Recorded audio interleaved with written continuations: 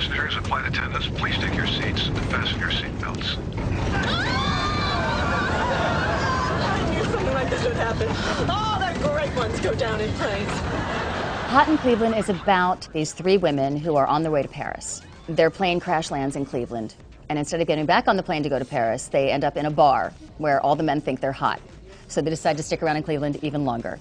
And they meet this woman at a house that they decide to rent, the caretaker, and her name is Elka, and that's Betty. And then it's about these four women living their life and having fun in Cleveland. I've worked with people I truly adore and have a great relationship, but that doesn't translate to chemistry sometimes. You can hate someone and have wonderful chemistry with them. You can love someone and not, you know. So it wasn't until we sat down and actually did the table read when our voices just all and our whatever it is, and there was chemistry, and it was just magic. Valerie Bertinelli and Wendy Malick and Jane Leaves, they just work so beautifully together, and they genuinely love each other, and they've kind of let me into the party.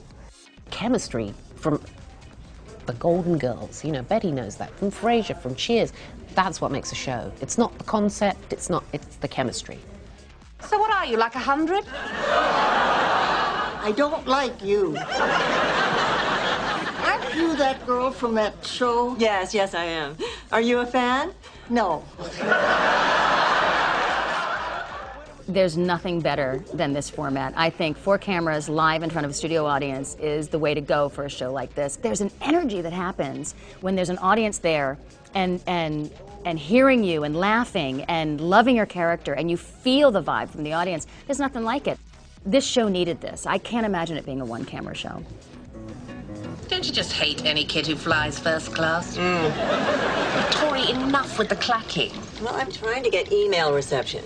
My agent said he might have an audition for me when I get back. And it's just so hard to find great roles for women in their late 30s.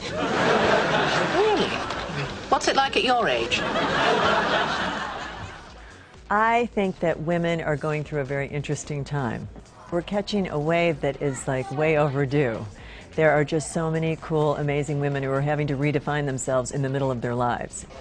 Betty has been, we keep calling her our brave, fearless leader, but she has done more, I think, for women's self-esteem than any single person has in as long as I can remember.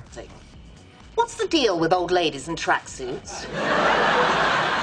Well, it's simple. In your 20s, you dress for men. In your 40s, you dress for success. In your 80s, you dress for the bathroom.